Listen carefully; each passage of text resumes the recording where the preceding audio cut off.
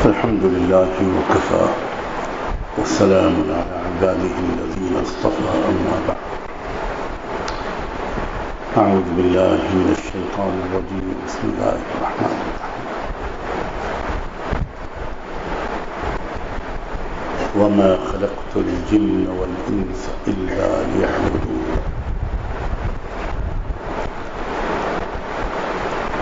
سبحان ربك رب العزة عما يصفون وسلام على المرسلين والحمد لله رب العالمين.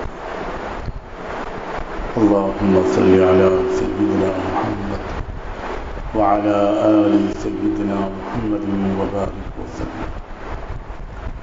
اللهم صل على سيدنا محمد وعلى آل سيدنا محمد وبارك وسلم. اللهم صل على سيدنا محمد وعلى آل سيدنا محمد وبارك وسلم.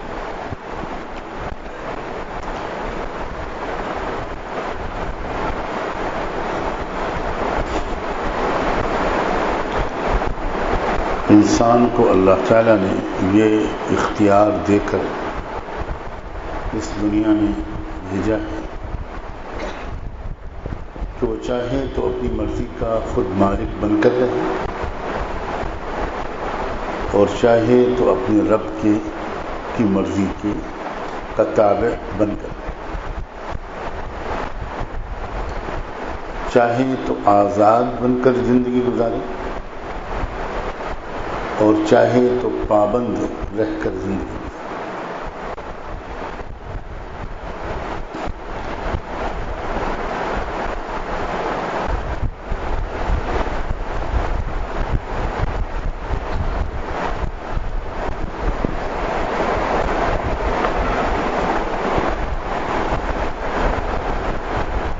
اور اللہ تعالیٰ نے ترتیب زندگی کی یہ رکھی کہ اگر پابند رہ کر زندگی گزارے گا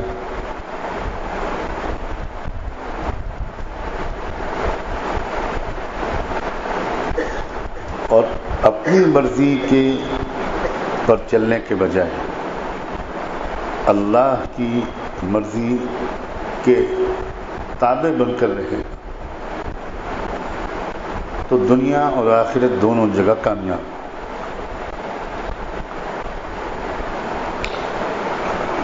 اور اگر وہ اپنی مرضی پر چلا، آزادی کے راستے پر چلا، اپنی مرضی کے تابع بن کر چلا، اللہ کی مرضی کا تابع نہیں بنا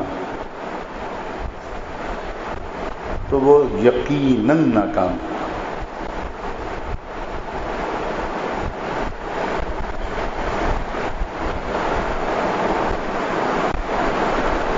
یہ پابندی جو ہے اور تابع بن جانا یہ نفس پر آسان نہیں،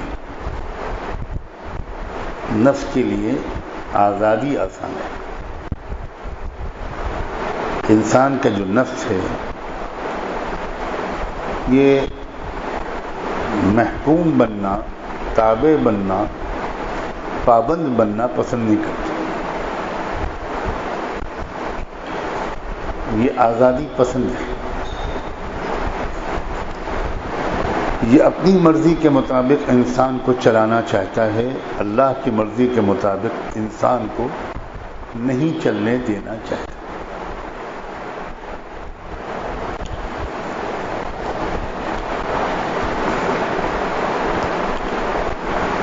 اب پہلے تو انسان کو پہلے اس بات پر یقین ہو کہ کامیابی تابع بن کر چل لے، پابند بن کر چلنے۔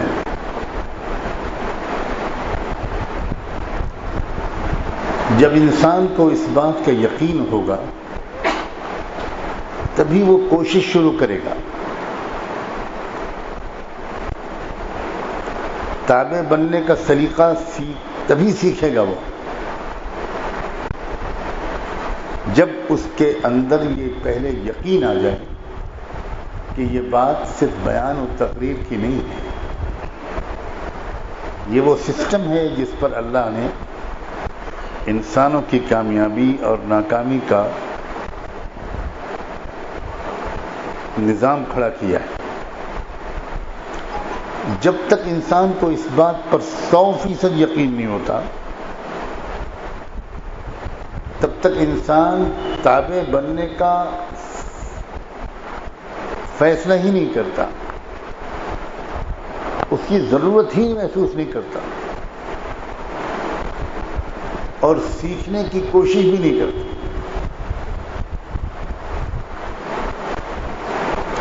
مگر ایک بار جب انسان کو واقعی اس بات پر یقین پیدا ہو جائے کہ کامیابی تابع بننے، کامیابی اپنی مرضی کے مطابق، اپنے نفس کی مرضی کے مطابق چلنے میں نہیں،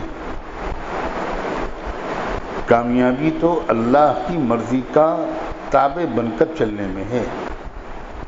جب یقین پیدا ہو جاتا ہے اس بات کا تب انسان پھر اب اس کے اندر ایک تلاش پیدا ہوتی کہ پھر میں کیسے تابع بنوں. میرا نفس تو آزادی پسند ہے، وہ قید و بند، وہ تابع بننا یہ پسند نہیں کرتا.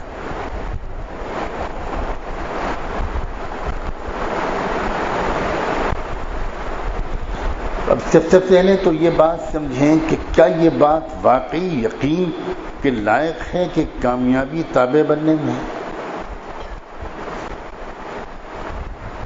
یا کامیابی اپنی مرضی کے مطابق زندگی گزارنے میں.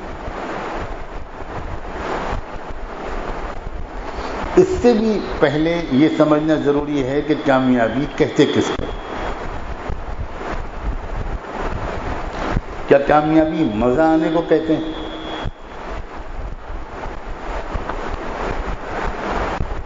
اچھا لگنے کو کہتے ہیں؟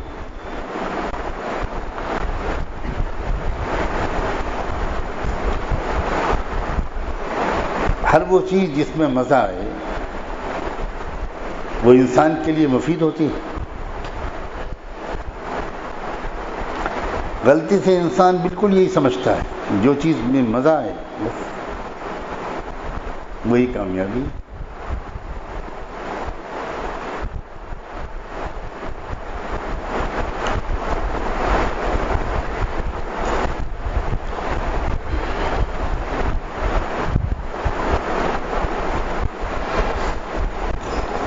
اگر آپ دنیا کے ظاہری پورے نظام کو بھی دیکھیں تو ہر شعبے میں کامیابی، دنیاوی شعبے میں بھی کامیابی پابند ہونے سے ہی ملتی ہے.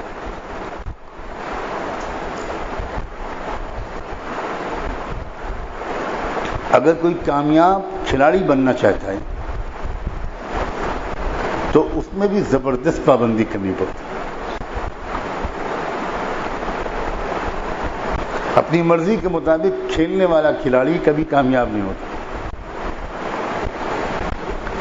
کھیل کے اصول اور ضابطے، کھیل سکھانے والے کی ہدایات، اس پر عمل کرنے سے ہی کھلاڑی اچھا بنتا ہے.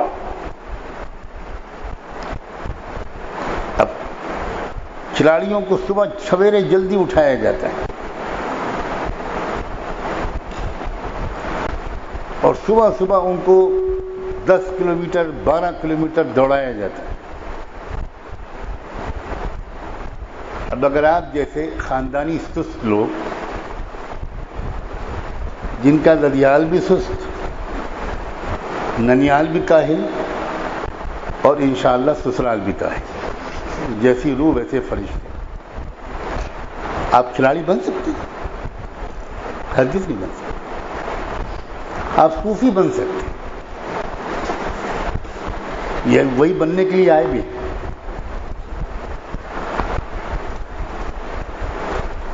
لوگ سمجھتے ہیں کہ یہ جو کھلاڑی کھیل رہا ہے کیا مزہ آ رہا ہے اس کو، یہ مارا چوا، یہ چپارا چھکا، واہ واہ واہ واہ واہ، تالیاں بجا رہے ہیں، الٹی دیکھ رہے ہیں.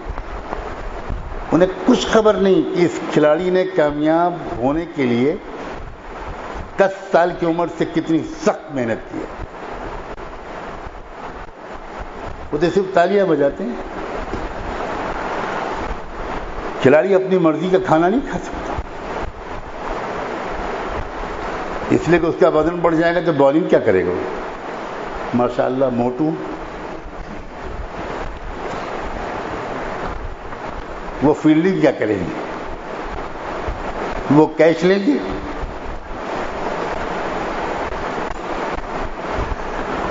انہیں بہت وزن کنٹرول کرنا پڑتا ہے. میرے قریبی جاننے والوں میں کچھ بہت بڑے بڑے کھلاڑی ہیں.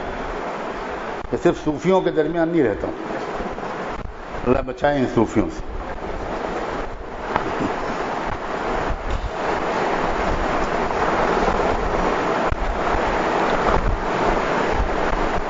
میں خوب جانتا ہوں کہ کھلاڑیوں کو کتنی زبردست اپنے نفس کی مخالفت کرنی پڑتی. ان کو جلدی سلایا جاتا ہے. ان کا ہر تیسرے دن وزن ہوتا ہے. ان کے کھانے کی سخت پابندی ہوتی ہے کہ آپ یہ کھائیں گے اور یہ نہیں کھائیں گے، اور اتنا کھائیں گے اور اتنا نہیں کھائیں گے. اسی لیے مسلمان کھلاڑی زیادہ کامیاب نہیں ہوتے. ان کو تو 3.5 کلو گوشت چاہیے.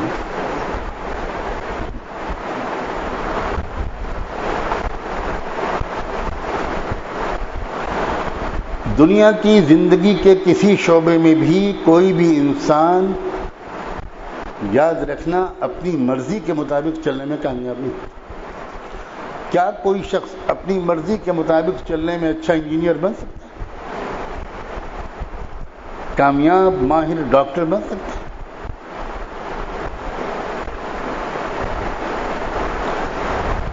اپنی مرضی پر چلنا یہ جب دنیا کے مادی شعبوں میں کامیاب نہیں ہونے دیتا تو پھر اللہ کے بنائے ہوئے پورے نظام میں اپنی مرضی پر چلنے سے انسان کیسے کامیاب ہو؟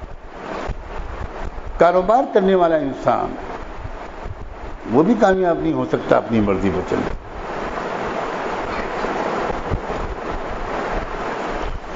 کسی بھی شعبہ زندگی میں کامیابی حاصل کرنے کے لیے اس شعبے کے جو اصول ہوتے ہیں اور کامیاب انسان بننے کے لیے جو کچھ بھی اس کو ہدایات دی جاتی ہیں اس کے ماہرین کی طرف سے اس پر اس کو عمل کرنا پڑتا ہے.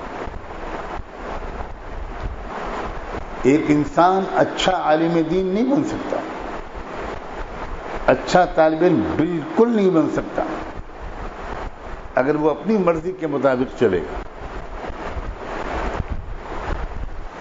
ایک عورت اچھی ماں نہیں بن سکتی اگر وہ اپنی مرضی کے مطابق چلے. ایک لڑکی اچھی بیوی نہیں بن سکتی اگر وہ اپنی مرضی کے مطابق چلے.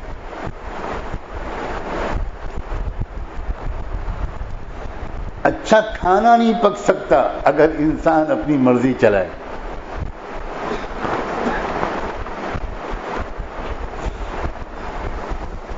تو پھر جو بڑے مسائل ہیں انسان کے سامنے، جو بڑے چیلنجز ہیں انسان کے سامنے، وہاں اپنی مرضی پر چلنے میں کیسے کامیابی مل سکتی؟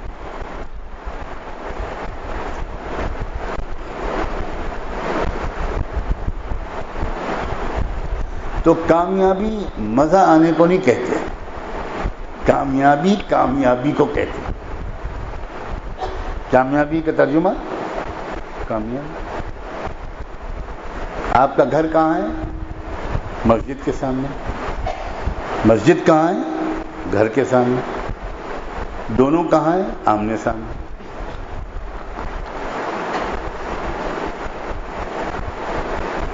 تو میں کم پڑھا لکھا آدمی ہوں، اس لیے کامیابی کا ترجمہ کامیابی کر پا رہا ہوں.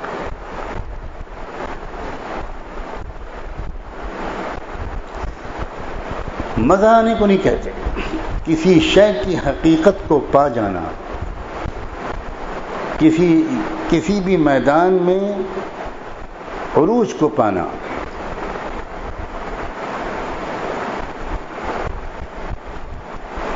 اس کو کہتے ہیں کامیاب.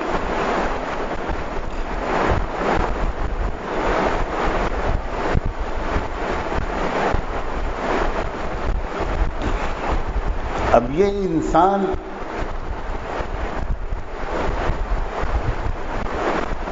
کیسے اپنا مزاج ایسا بنا لے کہ انسان اپنی مرضی کو اللہ کی مرضی کے سامنے جھکا دے، مٹا دے، ختم کر دے، فنا کر دے، اور اللہ کی مرضی پر چلنے والا بن جائے، تابع بن جائے، پابند بن جائے. یہ آسان نہیں ہے. اور میں نے یہ بھی کہا کہ یہ آسان تو کیا ہوتا، کھلاڑی بننا آسان نہیں. کسی بھی چیز میں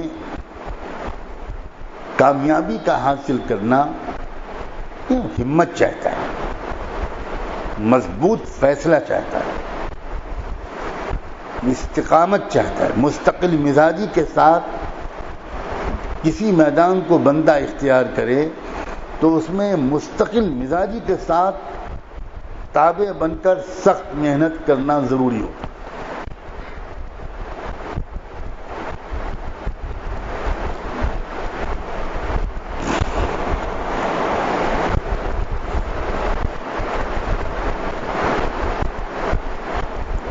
دنیا میں بھیجا ہی اللہ تعالیٰ نے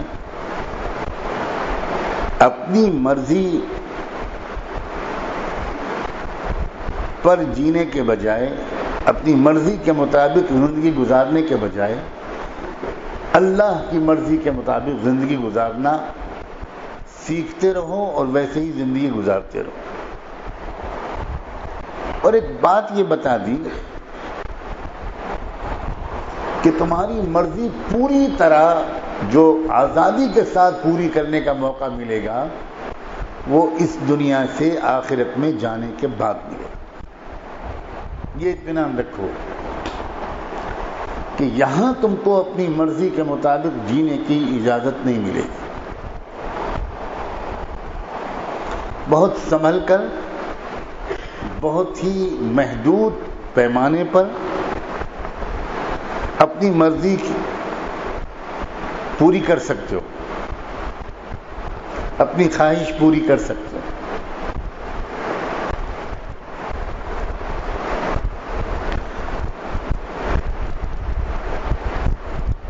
اب سوال یہ ہے کہ ہم تابع بنے کیسے؟ اس کے لیے اللہ تعالیٰ نے کچھ خاص اعمال دیے.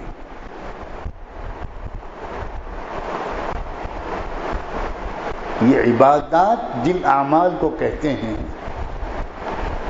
یہ عبادات دراصل یہ وہ اعمال ہیں جن سے انسان کے لیے پوری زندگی میں اللہ کی مرضی کا تابع بن جانا آسان ہو جائے. عبادت کہتے ہیں بندہ بن کر جینا، تابع بن کر جینا، اور عبادات کہتے ہیں ان کاموں کو جن کاموں سے بندہ بن کر جینے کی صفت پیدا ہوتی. نماز ہے، نماز میں دیکھو کس قدر پابندیاں ہیں، کتنا ہم بڑی آسانی کے ساتھ پابندی قبول کر لیتے. ایک مشق ہے نماز، صرف ایک عمل نہیں ہے. نماز میں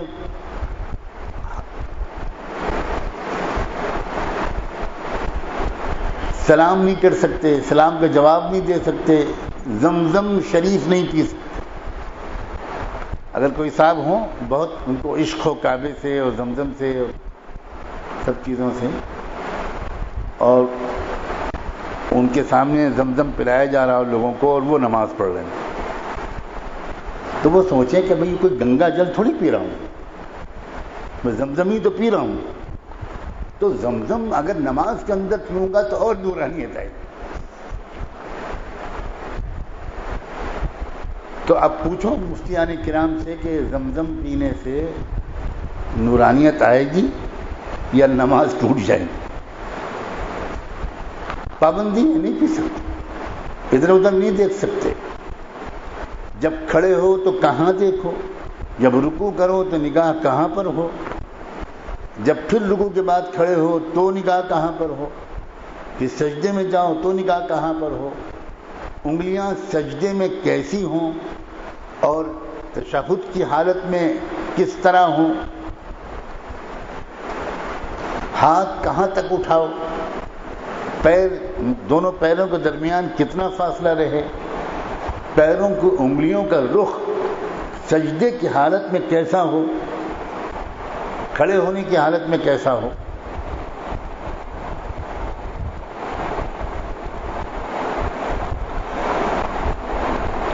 نماز میں قرآن مجید کے پڑھنے کی ترتیب کیا ہو. آپ کے اوپر بہت غلبہ ہے اللہ کی نعمتوں کے استحضار کا، اور آپ نماز شروع کی آپ نے اور سورہ فاتحہ پڑھے بغیر آپ نے کہا کہ الرحمن علم القرآن، تو پیچھے سے جو حافظ صاحب کھڑے ہوں گے وہ کہیں گے کہ سبحان اللہ.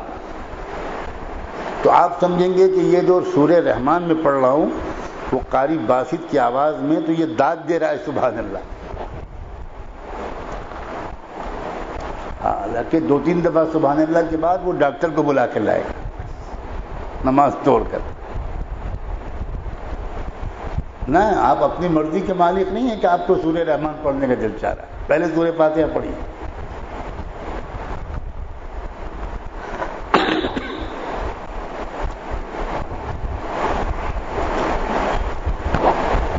بدن پاک ہو، کپڑے پاک ہوں، جگہ پاک ہو، نیت درست ہو، ہاتھ کیسے بنے، تکبیر تحریمہ میں ہاتھ کہاں تک جائیں، تشہد میں کیسے بیٹھے، پابندیاں ہی پابندیاں.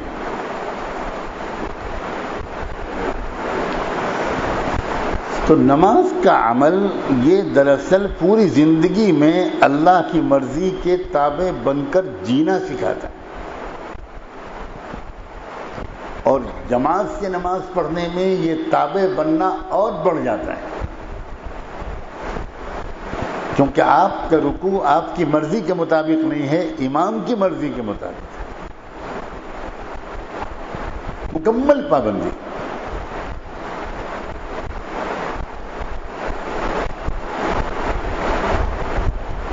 آپ ابھی درود شریف بھی پڑھ رہے تھے کہ سپر فاسٹ امام صاحب نے سلام پھیر دیا.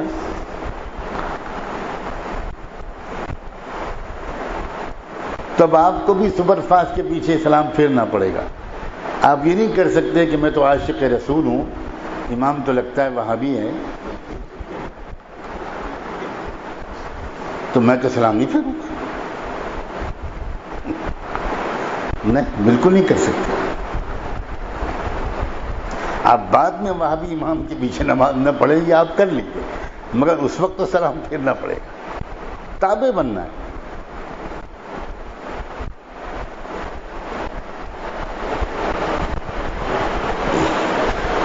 زکوٰۃ کس چیز کی مشق ہے؟ زکوٰۃ عبادت کیوں ہے؟ زکوٰۃ رکن کیوں ہے؟ عبادت تو بندے اور خدا کے درمیان کے تعلق کو کہتے ہیں بھائی. ایک بندوں اور بندوں کے درمیان جو تعلق ہے اس کو عبادت نہیں کہتے، اس کو معاشرت کہتے ہیں، اس کو معاملات کہتے ہیں، اس کو اخلاق کہتے ہیں. لیکن جس عمل میں بندے کا رب سے تعلق ہوتا ہے اس کو عبادت کہتے ہیں. اور زکوٰۃ میں تو بندہ مال دیتا ہے بندے کو، اس میں رب کہاں آیا پیچھے؟ پھر بھی زکوٰۃ عین عبادت ہے، نماز کے بعد نماز کے برابر کا رکن ہے. کیوں؟ اس لیے کہ زکوٰۃ کے ذریعے انسان یہ اس بات کا اقرار کرتا ہے کہ اللہ، میں اپنا مال خرچ کرنے میں اپنی مرضی کا مالک نہیں ہوں. یہ مال میرا نہیں ہے، آپ کا ہے، اور مرضی میری نہیں چلے گی، آپ کی چلے گی. آپ جس طرح خرچ کرنے کو کہیں گے میں اسی طرح خرچ کر سکتا ہوں، اپنی مرضی کے مطابق خرچ نہیں کر سکتا. چونکہ مال زکوٰۃ ادا کرنے کے ذریعے انسان کو اپنی مرضی کے بجائے اللہ کی مرضی کے مطابق مال کے خرچ کرنے کی مشق کرائی جاتی ہے. اس لیے زکات عبادت ہے۔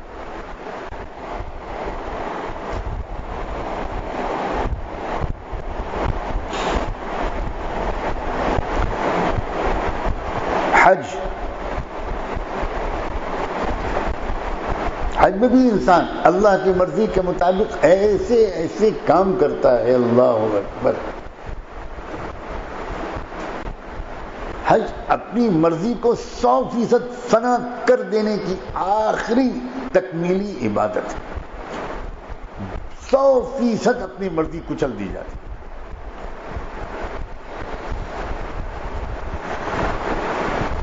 آپ کسی وزیر کے ہاں جاتے ہیں، کسی منتری جی مہودے کے ہاں جاتے ہیں یا اور کہیں جاتے ہیں، میں اس جگہ سب جگہ کے تو نام نہیں لوں گا، بہت شاندار کپڑے پہنتے ہیں، سفاری سوٹ پہنتے ہیں، شیروانی پہنتے ہیں اور ماشاءاللہ ٹائی لگاتے ہیں، نک ٹائی۔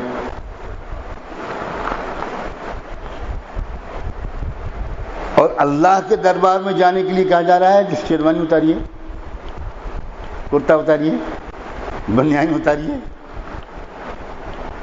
اور جناب حضرت مولانا صاحب، پیر صاحب، پیران پیر صاحب، ڈاکٹر صاحب، وکیل صاحب، جج صاحب، بادشاہ صاحب فقیروں کا لباس پہنیے، 2 چادریں اوڑھیے، ایک چادر باندھ لیجئے، لپیٹ لیجئے، ایک چادر اوڑھ لیجئے، خبردار اپنے لباس میں مت جائیے گا۔ آپ کہیں گے اللہ کے دربار میں جا رہے ہیں، نہ مرضی نہیں چلے گی، آپ جو ہم کہیں گے وہ ہوگا۔ پسینے میں شرابور ہیں، بہت دور سے آئے ہیں، گرمی کا موسم ہے، طواف کرنے جا رہے ہیں، احرام باندھے ہوئے ہیں، ارے بھائی خوشبو تو لگا لیں، عطر تو لگا لیں۔ ہم تو 5 وقت کی نماز سے پہلے عطر لگاتے تھے۔ کہا جائے گا کہ مرضی نہیں چلے گی، خبردار احرام کی حالت میں جب تک آپ ہیں خوشبو نہیں لگا سکتے۔ اب آدمی کہے گا کہ مولانا آپ نے کچھ غلط جگہ پڑھا ہے کیا؟ حج کے موقع پر لکھنؤ کے ایک بہت مشہور بڑے ڈاکٹر صاحب، ہارٹ اسپیشلسٹ، بہت چوٹی کے ڈاکٹروں میں سے ایک، وہ وہاں پہنچے۔ ہمارے والد صاحب رحمۃ اللہ علیہ کا علاج کرنے والی ٹیم میں بہت سینئر ڈاکٹر تھے اور بہت ادب کرتے تھے، بہت احترام کرتے تھے۔ تو مجھے پتہ چلا کہ وہ آئے ہوئے ہیں، تو میں ان سے ملنے کے لیے گیا۔ عرفات کے میدان میں انڈین گورنمنٹ کا، انڈین ایمبیسی کا جو بہت بڑا ٹینٹ خیمہ لگا تھا خصوصی VIPs کے لیے، اس میں وہ ٹھہرے ہوئے۔ تو میں وہاں ان سے ملنے گیا، مجھے دیکھتے کہنے لگا، ارے بھائی مولانا بہت اچھے وقت پہ آ گئے، میں ایک بڑی الجھن میں پھنسا ہوا ہوں۔ کیا ہوا ڈاکٹر صاحب، کیا خیریت؟ کہا کہ میں ٹوائلٹ سے آتا ہوں تو میرا صابن سے ہاتھ دھونے کی عادت ہے، اب یہ منع کر رہے ہیں مولوی صاحب کہ آپ احرام کی حالت میں خوشبو نہیں لگا سکتے۔ واٹ نان سینس ہے، یہ کیا تماشا ہے؟ اسلام صفائی کا مذہب ہے، اب میں صابن نہیں لگا سکتا۔ اب میں سوچنے لگا کہ ڈاکٹر صاحب کو کیا جواب دوں۔ میرے سب گستاخی معاف، اگر آپ نسخہ لکھیں اور اس میں لکھیں کہ یہ کیپسول دن میں 2 بار، یہ ٹیبلٹ دن میں 3 بار، یہ انجیکشن ہفتے میں 2 بار، تو مریض آپ سے پوچھے کہ یہ کیپسول 2 بار کیوں، 3 بار کیوں نہیں؟ اور یہ ٹیبلٹ جو ہے یہ 3 بار کیوں، یہ 1 بار کیوں نہیں؟ اور یہ انجیکشن جب اتنا مفید ہے تو ہفتے میں 2 بار کیوں، یہ روز 2 بار کیوں نہیں؟ تو میرا خیال یہ ڈاکٹر صاحب، آپ یہ کہیں گے کہ بھائی میں تو دل کا ہوں، میں اس کا نہیں ہوں، تو آپ خط لکھیں گے کیونکہ تعلق ہے آپ سے، تو آپ اپنے کسی دوست ڈاکٹر کھنہ، ڈاکٹر اگروال کو خط لکھیں گے جو برین اسپیشلسٹ ہوگا، اور اس کو لکھیں گے کہ بھائی میں بھیج رہا ہوں، ذرا ان کو ذرا ٹھیک سے چیک کرو، سم تھنگ از رانگ، معاملہ کچھ گڑبڑ ہو گیا ہے، یہ پوچھ رہے ہیں 2 کیپسول کیوں؟ تو ڈاکٹر صاحب آپ سے پوچھنے میں تو پاگل ہو گئے ہم۔ بس یہ سسٹم ہے، اللہ نے یہ حج کا نظام بنایا ہی اس لیے ہے کہ سارے پیمانے توڑ دیتے ہیں۔ اللہ ایسے پیمانے توڑتے ہیں کہ اللہ اکبر، کہ عرفات کے میدان میں آپ صبح سے لے کر دوپہر کے وقت سے لے کر رات تک رو رو کے اللہ سے توبہ کر رہے ہیں، معافی مانگ رہے ہیں، کیا کیا کر رہے ہیں آپ، تڑپ رہے، بلک رہے ہیں، اور سورج غروب ہو جاتا ہے، اور آپ بے چین ہیں کہ مغرب کی نماز پڑھوں، اور ادھر حکم ہوتا ہے کہ نہ، مغرب کی نماز عرفات کے میدان میں نہیں پڑھ سکتے، نکلیے یہاں سے۔ ارے صاحب ٹریفک بہت ہے، مزدلفہ تک پہنچتے پہنچتے عشاء کا وقت ہو جائے گا، مغرب کا وقت نکل جائے گا۔ تو وہ کہے کہ نکل جانے دیجئے، 11 بجے رات، 12 بجے رات، 1 بجے رات آپ مزدلفہ پہنچیں گے، مغرب اور عشاء ملا کر آپ کو مزدلفہ میں پڑھنی ہے، عرفات میں نہیں پڑھ سکتے۔ ارے زندگی میں ہم نے کبھی نماز قضا نہیں کی، ہم کفر کے ملک میں رہتے ہیں، وہاں ہم نے ہمیشہ نماز وقت پر پڑھی، اور یہاں حج میں عرفات کے میدان میں۔ مولانا صاحب آپ مطلب صحت مند تو ہیں، آپ کو کچھ گھر کی یاد تو نہیں آ رہی بہت؟ یہ عجیب ہے معاملہ، نہ یہاں نہیں ہو سکتا۔ کیوں نہیں پڑھ سکتے؟ کیوں؟ یہ کیوں کیا چیز ہے؟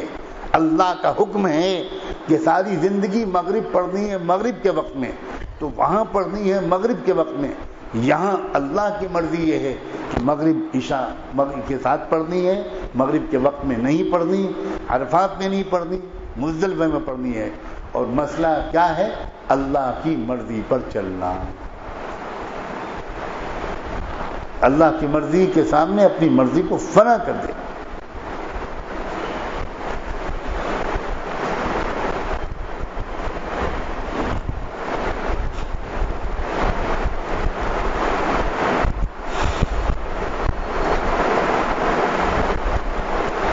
حج کے تو سینکڑوں احکام ہیں جو اس کی مثال کے طور پر پیش کیے جا سکتے، سینکڑوں احکام۔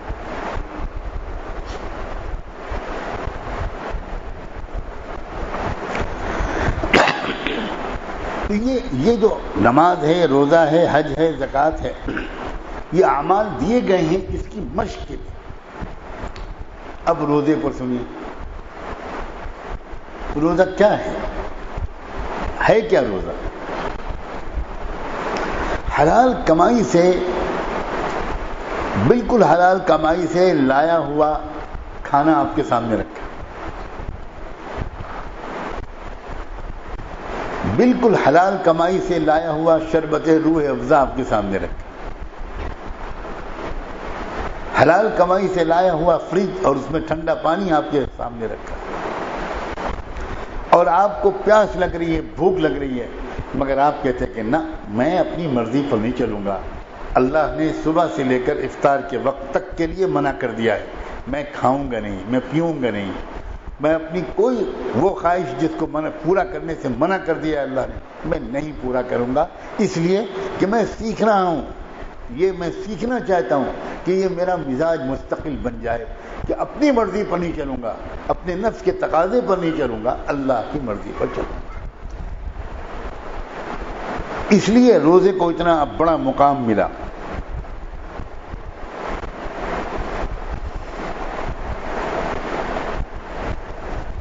اب چونکہ ہم نماز کے اندر ہی پابندی کی نیت کر کے نماز پڑھتے ہیں، ہماری نیت یہ نہیں ہوتی کہ نماز کی پابندی سیکھ کر، نماز کے اندر کی پابندی سیکھ کر پوری زندگی میں ہم پابند رہیں گے۔ ہم روزہ رکھتے ہیں صبح سے شام تک کی پابندی کی نیت کر کے، ہم اس نیت کے استحضار کے ساتھ روزہ نہیں رکھتے کہ اب ہم روزہ رکھیں گے اس لیے تاکہ صبح سے شام تک کی یہ والی پابندی کی عادت پڑے، تو حلال چیزوں کو جو بھی میں چھوڑ رہا ہوں اس لیے تاکہ اس کے بعد جتنی چیزوں سے اللہ نے منع کر دیا ہے ان سے میں اپنے آپ کو روک سکوں، تو اپنے آپ کو روکنے کی عادت ڈالنے کے لیے میں روزہ رکھ رہا ہوں۔ تب تقویٰ ملے گا روزے کے نتیجے میں۔ ہمیں جو روزے سے تقویٰ نہیں مل پاتا اس کی ایک بڑی وجہ یہ بھی ہے کہ روزہ رکھتے وقت یہ پورا استحضار ہی نہیں ہوتا ان کو، ہم اس دن کے روزے کی نیت کرتے ہیں، ہم یہ نیت نہیں کرتے کہ روزہ دراصل میں اس لیے رکھ رہا ہوں کہ روزے کی وجہ سے میرے اندر ایک صلاحیت پیدا ہو جائے اپنے کو روک لینے کی، اپنی مرضی پر چلنے کے بجائے اللہ کی مرضی کا پابند اور تابع ہو جانے کی میرے اندر عادت پڑ جائے۔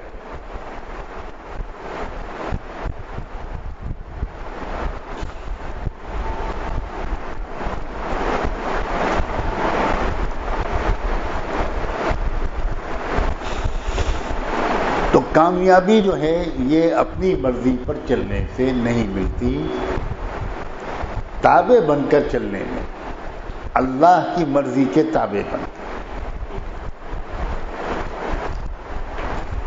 اب اللہ کی مرضی کے تابع بننے کا معاملہ بہت وسیع ہے۔ ہم وہی دیکھیں گے جو اللہ دیکھنے کی اجازت دے، اور وہ نہیں دیکھیں گے جو اللہ دیکھنے کی اجازت نہیں دے۔ ہمیں اپنی مرضی کے مطابق نہ دیکھنا ہے، نہ بولنا ہے، نہ سننا ہے، نہ سوچنا ہے، نہ کرنا ہے، نہ چلنا ہے، نہ کھانا اور پینا ہے، نہ پہننا ہے، نہ اٹھنا اور بیٹھنا ہے۔ شادی بیاہ جو ہوگا وہ اللہ کی مرضی کے مطابق ہوگا۔ رشتہ جو میں کروں گا اللہ کی مرضی کے مطابق کروں گا، خاندان کی مرضی کے مطابق نہیں کروں گا، فیشن کی مرضی کے مطابق نہیں کروں گا۔ جو میرے یہاں شادی بیاہ کی تقریبات ہوں گی وہ اللہ کی مرضی کے مطابق۔ یہ چیز اگر انسان کے اندر پیدا ہو جائے نا، تب بنتا ہے وہ حقیقی معنی میں مسلمان۔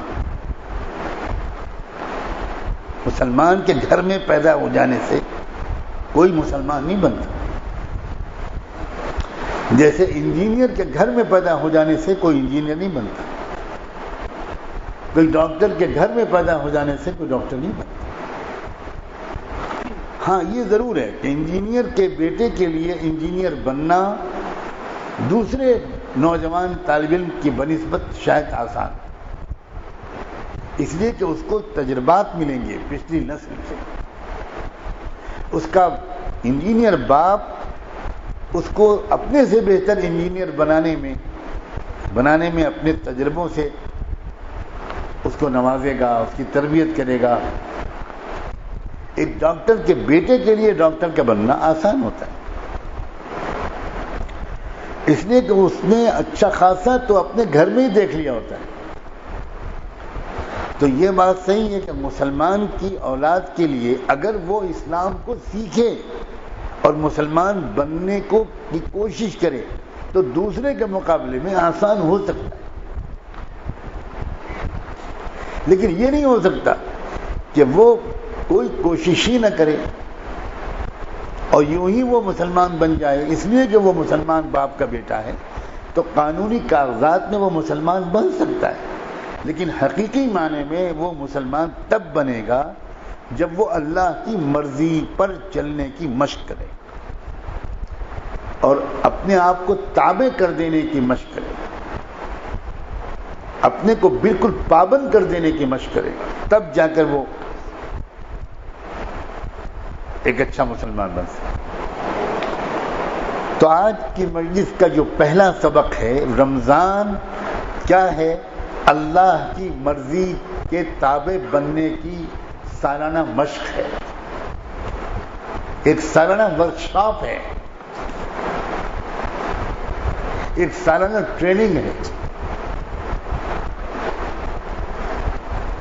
اس نیت سے رمضان کا استقبال کیجیے کہ ہم کو اللہ کی مرضی کا تابع بننا ہے۔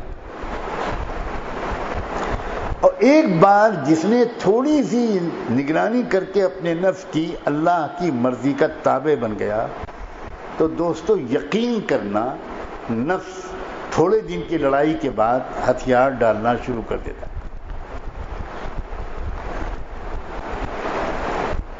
وہ جو کہتے ہیں لوگ کہ انسان بندر کی اولاد ہے، تو خیر وہ تو ان کو حق ہے اپنے بارے میں اپنا نسب بتانے کا، ہم کون ہوتے ہیں اعتراض کرنے والے؟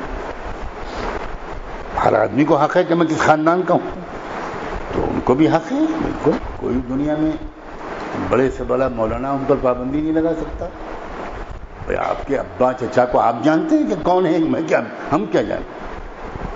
لیکن ایک بات سے تو اندازہ ہوتا ہے کہ کچھ نہ کچھ سچائی ہے، کیونکہ نفس کا مزاج جو ہے وہ بندر جیسی، اور نفس کی شکل صورت جن لوگوں نے قوت کشف سے، قوت باطن سے نفس کو دیکھنے کی کوشش کی ہے، ان کو نفس بندر جیسا نظر آیا، بندر کی ایک عجیب صفت ہے، بندر ہے ڈرپوک، بہادر نہیں ہے فطرت کے لحاظ سے، لیکن پہلے پہل وہ ڈراتا بہت ہے، اور اکثر لوگ ڈر جاتے ہیں، چیخیں مارنے لگتے ہیں، بھاگنے لگتے ہیں۔ لیکن اگر آپ جمے رہیے اور اس کو ڈرائیے، اٹھائیے اور کچھ اس کے اوپر پھینک کے ماریے اور غلیظ دکھا دیجیے تو بہت کس کے بھاگتا ہے، وہ سرکار کے نیتاؤں کی طرح بہت کس کے بھاگتا۔ نفس بالکل ایسی چیز ہے، ہوا بنا دیا اس نفس کو ہم لوگوں نے، بدنام کر دیا اس نفس کو۔ ہم خود نفس سے زیادہ بڑے ایک موذی جانور ہو گئے۔ چند سال، زندگی کے چند سال، اور اگر میں کہوں کہ چند مہینے اس نفس سے لڑ کر دیکھ لو، اس نفس کی ایک بات نہ مانو، یہ نفس ہاتھ جوڑ کے کھڑا ہو جائے گا، یہ ہاتھ جوڑ کے کھڑا ہو جائے گا، یہ کان پکڑ کے اٹھا بیٹھی کرے گا، یہ معافی مانگے گا اور تم کو بہکانا چھوڑ دے گا۔ یہ اتنا ایسا مسئلہ نہیں ہے جتنا ہم نے بنا لیا ہے۔ اب بنایا ہم نے اس لیے کہ ہم نے کوئی پکا ارادہ ہی نہیں کیا ہوتا۔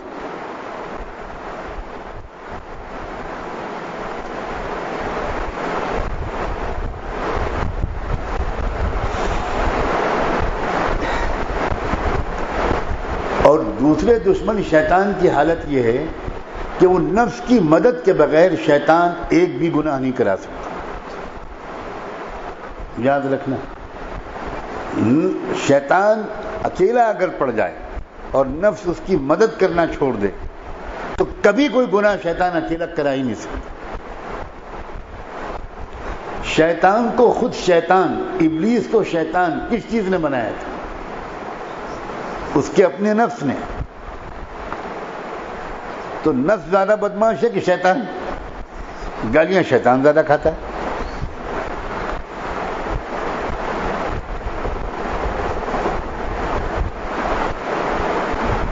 یہ جو اللہ تعالیٰ نے ایک جنگ رکھی ہے نا، ایک لڑائی ہے زبردست نفس سے۔ اب بھائی جنگ میں لوگ آ کے شکایت کرتے ہیں، یہ گناہ نہیں چھوٹتا، وہ گناہ نہیں چھوٹتا، میرا نفس جو ہے مجھ سے یہ گناہ کرا دیتا ہے۔ سبحان اللہ، یہ بالکل ایسا ہے جیسے کوئی فوج کا سپاہی اپنے کمانڈر سے جا کر شکایت کرے کہ سر وہ دیکھیے گولیاں چلا رہے، وہ دیکھیے وہ دشمن کی فوج وہ بم پھینک رہی ہے۔ تو کیا آپ امید کر رہے تھے کہ وہ آپ کو زردہ کھلائے گی، ہار پھول پہنائے گی؟ دشمن ہے، وہ دشمن کی فوج ہے، اور کیا کرے گی؟ تو یہ نفس سے ہار جانا، ڈر جانا، گھبرا جانا، مقابلہ کرنے کے بجائے ہمارے بہادر لوگ نفس سے باتیں کرتے تھے، نفس کو دھمکیاں دیتے تھے، نفس کو چیلنج کرتے تھے۔ لَتَنزِلِنَّ يَا نَفْسُ، اے نفس، دشمن سے لڑنے کے میدان میں تجھے اترنا پڑے گا، نہیں تو میں تجھے دشمن سے چھری چھین کر تجھے ذبح کر دوں گا۔ نفس مجھے بزدل مت بنا، مجھے فرار کا راستہ مت سکھا۔ نفس سے لڑائی کرنا، نفس کو زیر کرنا، ماتحت کرنا، یہی تو ایک جنگ ہے۔ اور اس جنگ میں، جنگ سے گھبرانا، اللہ تعالیٰ نے نماز، روزہ، یہ سب اعمال دیے ہیں نفس سے لڑائی میں اپنے کو مضبوط کرنے کے لیے۔ ان الصلاۃ تنہی عن الفحشاء والمنکر، اگر کسی کی نماز اچھی ہوگی تو نفس بے حیائی کے کام اس سے کبھی نہیں کرا سکتا، نفس اس سے بدنظری نہیں کرا سکتا، نفس اس سے بدکاری اور بدفعلی نہیں کرا سکتا، بالکل نہیں کرا سکتا۔ نہیں کرا پایا یہ نفس حضرت یوسف علیہ السلام سے۔ نفس تو ان کے پاس بھی تھا، اور اس نفس کے اندر خواہش، وہی خواہش جاگی بھی تھی۔ وَلَقَدْ هَمَّتْ بِهِ وَهَمَّ بِهَا، یہ نہیں ہے کہ ان کے اندر کوئی خواہش ہی نہیں جاگی، لیکن ایک لمحہ بھی تو نہیں لگا، ایک سیکنڈ بھی تو نہیں لگا جنگ کے جیتنے میں.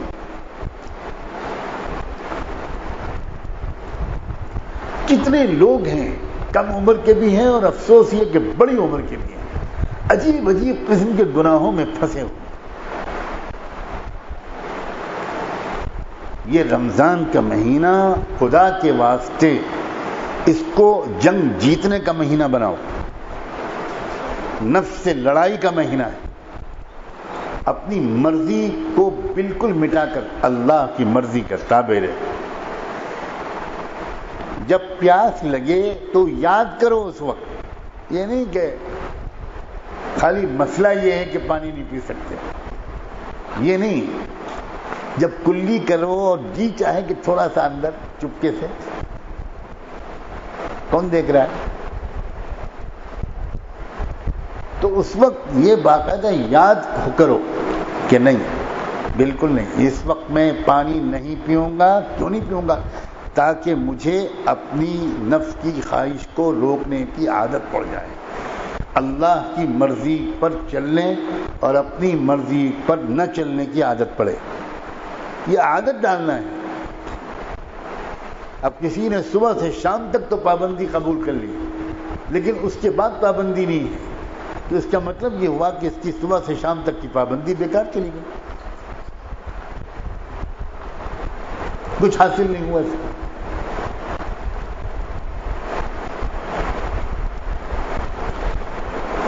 تو بس آج کی مجلس میں یہ بات سمجھانا چاہتا ہوں.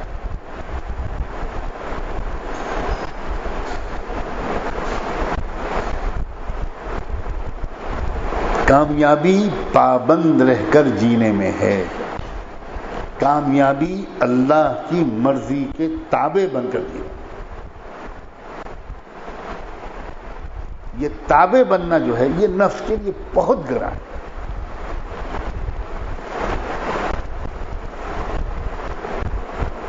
اور اسی لیے تابع بننا اللہ تعالیٰ بالکل اسٹیجز میں سکھاتے ہیں، مراحل میں سکھاتے ہیں. شاگرد سے کہتے ہیں کہ استاد کے تابع بن جاؤ، اولاد سے کہتے ہیں کہ ماں باپ کے تابع بن جاؤ، اپنی اصلاح کرانے والے سے کہتے ہیں کہ اپنے شیخ کے تابع بن جاؤ. کیونکہ انسان کے لیے سب سے مشکل کام، سچی بات یہ ہے، کتابیں بننا. آزادی چاہتا ہے انسان، پابندی سے بھاگتا ہے. اور یہ رمضان کا مہینہ یہ پابندیوں کا مہینہ ہے، پابندیوں کا مہینہ.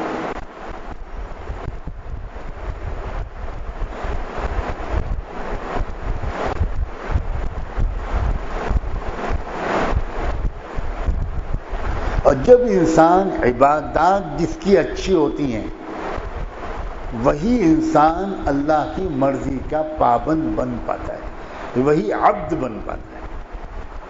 ایک ہے عبدیت، ایک ہے عبادت. عبدیت صفت ہے، عبادت عمل ہے. عمل تھوڑے وقت کے لیے ہوتا ہے، صفت 24 گھنٹے انسان کے ساتھ جاری رہتی ہے.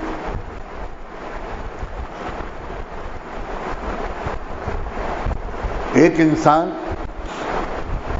سو رہا ہے، آپ کہہ سکتے ہیں کہ یہ نماز پڑھ رہا ہے؟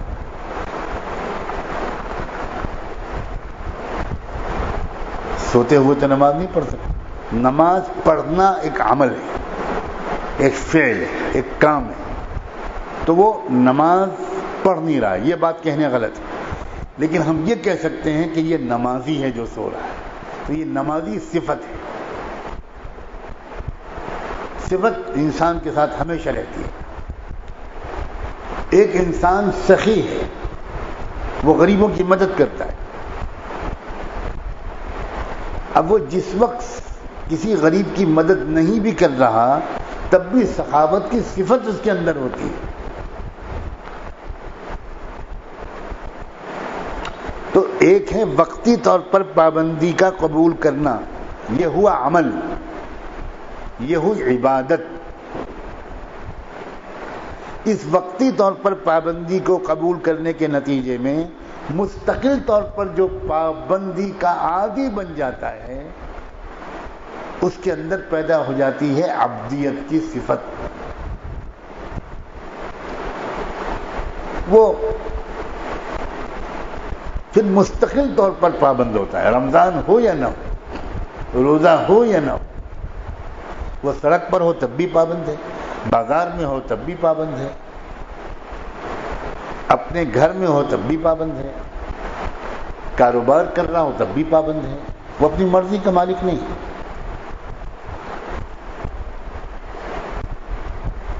سارا امتحان اسی میں ہے، کون کتنا پابند ہے.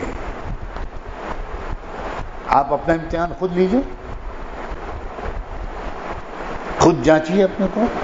ہو سکتا ہے کہ آپ کچھ چیزوں میں اپنے کو پابند پائیں اور بہت سی چیزوں میں یہ آپ کو محسوس ہو کہ ابھی تو ہم بہت سی چیزوں میں پابندی نہیں کر پا رہے، اپنی مرضی پر چل لیتے ہیں. تو اس سے مایوس نہ ہو.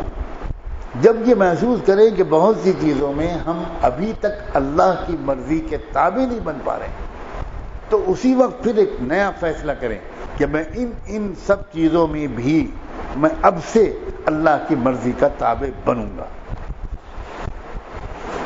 پکا ارادہ کرنا اور اللہ سے مدد مانگنا. ایاک نعبد و ایاک نستعین.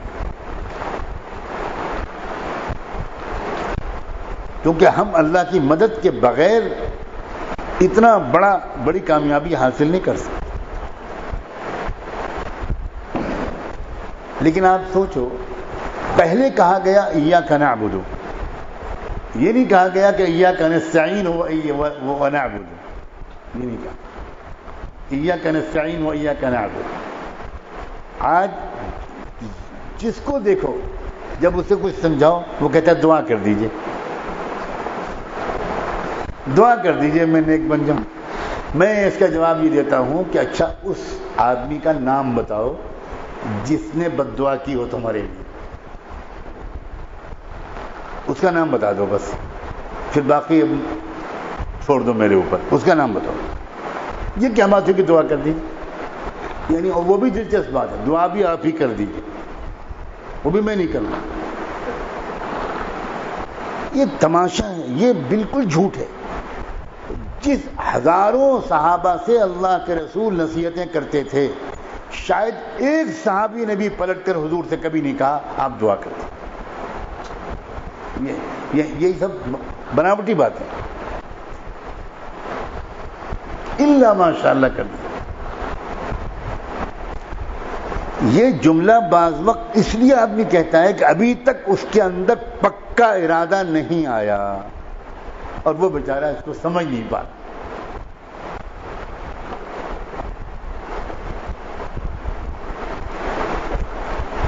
ورنہ انسان کا ارادہ دنیا کی سب سے بڑی طاقت ہے. انسان کا مضبوط فیصلہ، اس کے سامنے فرشتے بھی ہتھیار ڈال دیتے.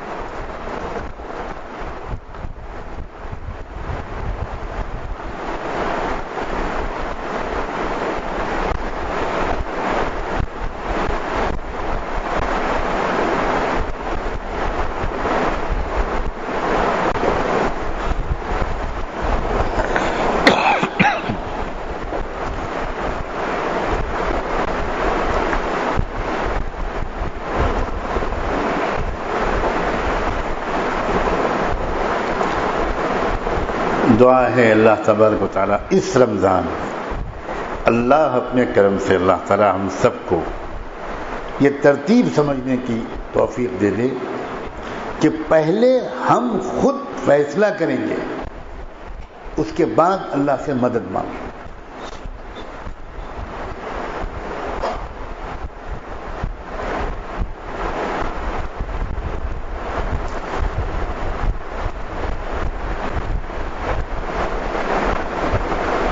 ایک انسان اپنے اس بڑے کی بات کو نہیں مان پا رہا جو اس کی آنکھوں کے سامنے ہے. اپنے اس استاد کی بات نہیں مان پا رہا جو اس کو بہت کچھ سکھا رہا ہے، اپنے شیخ کی بات کو نہیں مان پا رہا جو دن رات اس کے لیے اپنا کلیجہ پگھلاتا ہے. بہت کم لوگوں کو معلوم ہے یہ بات، بہت کم لوگوں کو، کہ جن اللہ کے بندوں پر یہ ذمہ داری پڑ جاتی ہے.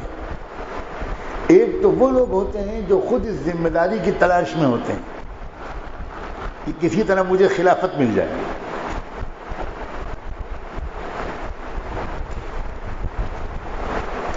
یہ تو سخت ناکام ہوتے ہیں، بری طرح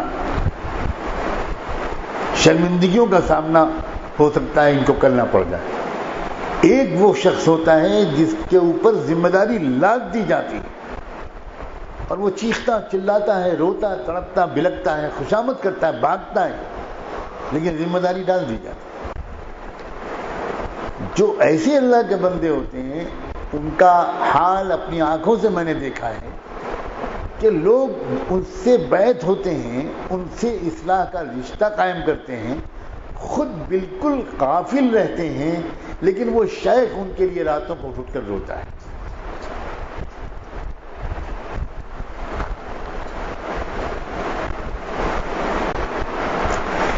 ایک ایسے ہی صاحب دل اللہ کے بندے نے، ایک شیخ نے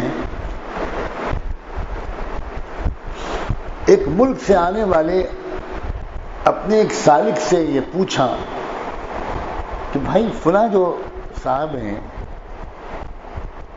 ان کا کیا حال ہے، بہت دن سے کچھ خیر خبر نہیں معلوم ہوئی اور کچھ عجیب کچھ تعلق جیسے ٹوٹ سا گیا، خیریت تو ہے؟ تو بہت ڈرتے ڈرتے بتایا کہ حضرت ان کا حال اچھا نہیں ہے، آپ بہت دعا کیجئے ان کے لیے. وہ تو اب صرف جمعے کی نماز میں نظر آتے. تو بزرگ نے کہا کہ اللہ اکبر، میں بہت ڈر رہا تھا اس لیے کہ سال بھر ہو گیا میں نے اپنے شیخ سے سیکھے ہوئے طریقے کے مطابق، جو طریقہ ہوتا ہے وہ یہ کہ اللہ کے بندے تہجد کے وقت میں اٹھ کر اللہ کے سامنے جب دعا کے لیے ہاتھ اٹھاتے ہیں تو خالی اپنے لیے نہیں مانگتے، ساری دنیا میں جو لوگ ان سے وابستہ ہیں، منسلک ہیں، ان کے دل پر توجہ ڈالتے ہیں، ان کے لیے دعا کرتے ہیں. تو وہ کہتے تھے کہ میں محسوس کرتا تھا کہ اس شخص کے اوپر جو میں توجہ ڈالتا ہوں وہ واپس آ جاتا ہے. تو اپنے دل کے دروازے کو جو بند کر کے رکھے گا اور بالکل غافل ہو جائے گا تو اس کا کیا حل ہوگا؟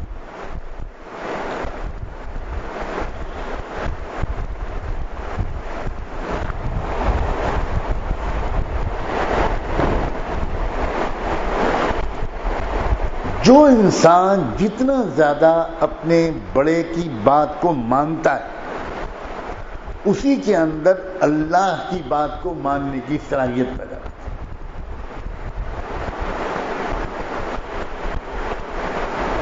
کوئی یہ چاہے کہ نہ میں اپنے ماں باپ کی بات مانوں، نہ میں اپنے استاد کی بات مانوں، نہ میں اپنے شیخ کی بات مانوں، میں سیدھے اللہ اور رسول کی بات مانوں گا. آج کل یہی تو کہا جاتا ہے، کتنے خوبصورت الفاظ ہیں. یہ ہو ہی نہیں سکتا، یہ ممکن ہی نہیں ہے. ماننے کا جو مزاج ہوتا ہے وہ دھیرے دھیرے پیدا ہوتا ہے، اور پہلے سامنے والا جو مربی ہے اس کی بات مان لو جو آنکھوں سے نظر آ رہا ہے، اس کے بعد صلاحیت پیدا ہوگی اس مربی حقیقی کی بات کے ماننے کی جو نظر نہیں آتا. اور مقصود وہی ہے، کسی ماں باپ اور کسی شیخ کی اطاعت مقصود نہیں ہے. ماں باپ اور استاد اور شیخ کی اطاعت سے اللہ اور رسول کی بات کا ماننے کی استعداد کا پیدا کرنا، یہ مقصود ہے.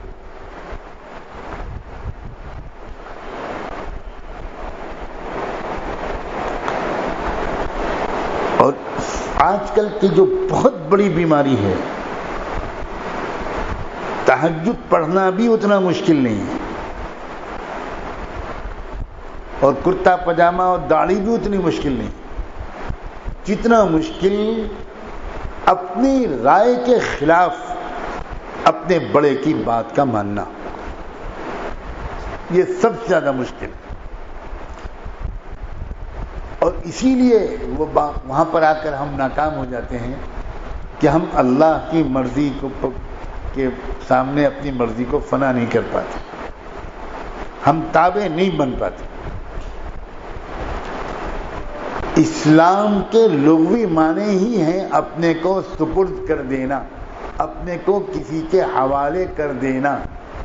جب ابراہیم علیہ السلام نے اسماعیل علیہ السلام کو لٹا دیا اور اسماعیل علیہ السلام لیٹ گئے, آنکھیں بند کر لی اور اپنے آپ کو ابراہیم علیہ السلام کے حوالے کر دیا کہ اب کاٹیے میری گردن, اس کیفیت کو قرآن نے بیان کرنے کے لیے جو لفظ پسند کیا وہ ہے فلما اسلما.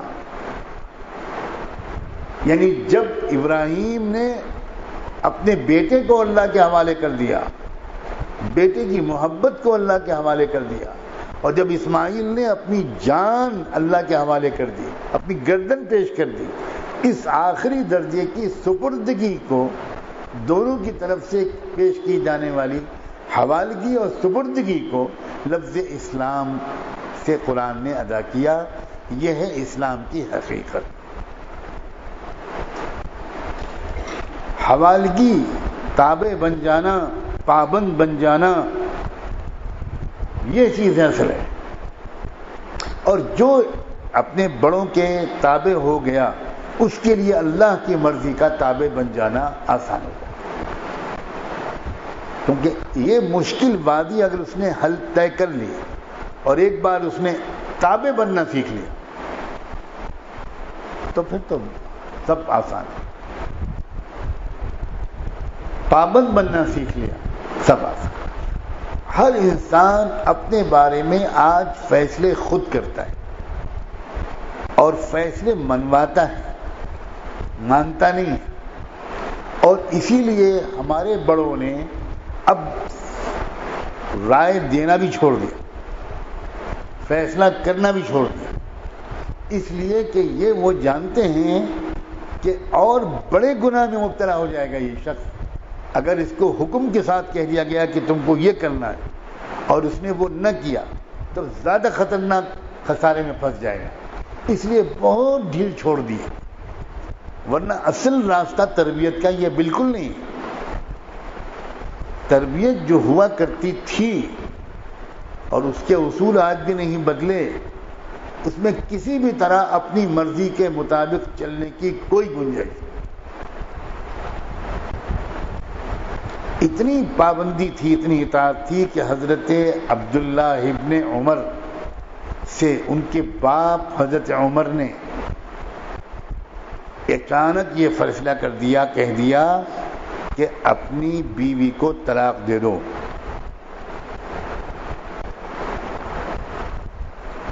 ہوا ہوگا کچھ معاملہ, تفصیلات احادیث میں نہیں آئی, گھریلو واقعات صحابہ بیان نہیں کرتے تھے. کیا قصہ ہوا, حضرت عمر نے اتنی سخت بات اپنے بیٹے سے کیوں کہہ دی؟ عبداللہ ابن عمر پریشان ہو, اور عبداللہ ابن عمر حضور صلی اللہ علیہ وسلم کے پاس آئے اور کہا کہ میرے ابا جان یہ کہہ رہے ہیں کہ طلاق دے دو. اللہ کے رسول مجھے کیا کرنا چاہیے؟ حیرت ہوگی آپ کو اور ہو سکتا ہے کہ ہضم بھی نہ ہو. حضرت حضور پاک صلی اللہ علیہ وسلم فرمایا اطع اباک, اپنے والد ماجد عمر کا کہنا مان لو. سلام ہو عبداللہ ابن عمر کی اطاعت پر, سلام ہو. واہ, یہ بھی نہیں پوچھا کہ اللہ کے رسول آپ ان کو بھی تو سمجھا سکتے ہیں, ان کو سمجھا دیجئے نا. یہ نہیں کہا. آخری دربار تھا جہاں آ کر اپنے مسئلے کو رکھ دیا اور ایک لفظ نہیں کہا کہ میں تو نہیں دینا چاہتا, یہ بس اتنی رپورٹ کر دی کہ میرے ابا نے یہ کہا ہے. حضور نے فرمایا باپ کا کہنا مانو. اب یہ کیا چیز ہے, کہ کیسی عجیب غریب تربیت ہے. حضرت ابراہیم علیہ السلام مکہ مکرمہ آئے، کئی سال کے بعد، لمبے وقفے کے بعد حضرت اسماعیل علیہ السلام جوان ہو گئے تھے اور ان کی شادی ہو چکی تھی۔ حضرت ابراہیم علیہ السلام اپنے بیٹے کے پاس آئے مکہ میں، گھر پر پہنچے تو گھر پر اسماعیل موجود نہیں تھے۔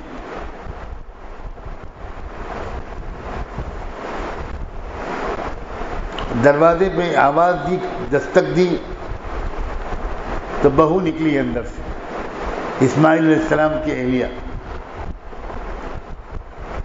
اور ماشاءاللہ حضرت ابراہیم علیہ السلام نے کو پہچانی نہیں، وہ اس لیے کہ انہوں نے تو کبھی دیکھا نہیں تھا۔ تو حضرت ابراہیم علیہ السلام نے نگاہوں کو جھکائے ہوئے پوچھا کہ بھئی وہ اسماعیل کہاں ہے؟ تو بھری بیٹھی تھی، نہیں پتہ نہیں کب سے ناراض تھی، اکثر لوگوں کو تجربہ ہوگا، بس پھٹ پڑے، ارے نہ پوچھو ان کی، جب جاتے ہیں پتہ نہیں کہاں چلے جاتے ہیں، پوچھتے ہی نہیں، حال نہیں معلوم کرتے، بالکل خیر خبر نہیں لیتے۔ سمجھ گیا ابراہیم علیہ السلام کہ میرا بیٹا غلط جگہ پھنس گیا۔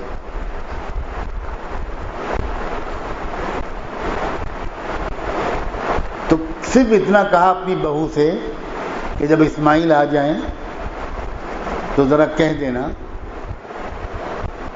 کہ ابراہیم کی طرف سے یہ پیغام ہے کہ اپنے گھر کی چوکھٹ وہ بدل لے۔ بس وہ بیچاری بہو سمجھی بھی نہیں، ایسی ہوتی ناقصات عقل۔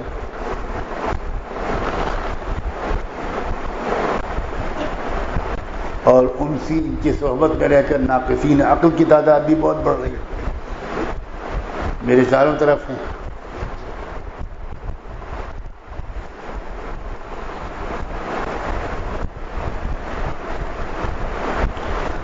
تو جب آئے اسماعیل تو پیچھے کی کارگزاری سنانی شروع کی، تو اس میں یہ بھی کہا کہ ایک بڑے میں آئے تھے، آپ کو پوچھ رہے تھے، تو کیا ہوا پھر؟ بس کیا ہوا وہ میں نے سب سنا دیا، بہت دن سے ملے ہی نہیں تھا کوئی جس کے سامنے میں اپنی دل کا غم ہلکا کرتی۔ میں نے بتا دیا کہ آپ کو تو کچھ فکر ہی نہیں رہتی، سب بتا دیا، سب کہہ دیا میں۔ پھر کیا ہوا؟ بس انہوں نے چلتے چلتے یہ کہا، وہ اندر گھر میں تو آئے نہیں، صرف اتنا کہہ دیا کہ کہہ دینا کہ ابراہیم آئے تھے اور یہ کہہ گئے ہیں کہ گھر کی چوکھٹ بدل۔ سمجھ گئے اسماعیل علیہ السلام، بہت دن سے جھیل رہے ہوں گے، وہ سمجھ گیا کہ اب فیصلے کا وقت آ گیا، تو کہنے لگے ٹھیک ہے سب بستر باندھو، میں خود پہنچا کے آتا ہوں۔ کیوں؟ کیا ہو گیا فیصلہ، تم سمجھی نہیں، وہ میرے ابا تھے اور یہ کہہ گئے ہیں کہ بدل لو، یہ تم اس گھر کے لائق نہیں ہو۔ علماء نے لکھا ہے کہ اللہ تعالیٰ نے اس لیے ان کو اسماعیل علیہ السلام کے گھر سے نکلوایا کیونکہ اسماعیل علیہ السلام کی نسل سے پیدا ہونا تھا محمد رسول اللہ، اور یہ عورت اس لائق نہیں تھی کہ اس کی نسل سے وہ روح پیدا ہو۔ اللہ نے پہلے سے ہٹایا اس کو، دوسری خاتون لائے اسماعیل علیہ السلام کے گھر میں، ان سے جو نسل چلی ان سے پیدا ہوئے محمد الرسول اللہ۔ تو ماننا، جو لوگ مانتے ہیں، بڑوں کا کہنا جو مانتے ہیں، ان کی اولادیں کس قدر فرما بردار ہوتی ہیں، کس قدر خدمت گزار ہوتی ہیں، کاش کہ اس بات کو لوگ جانیں۔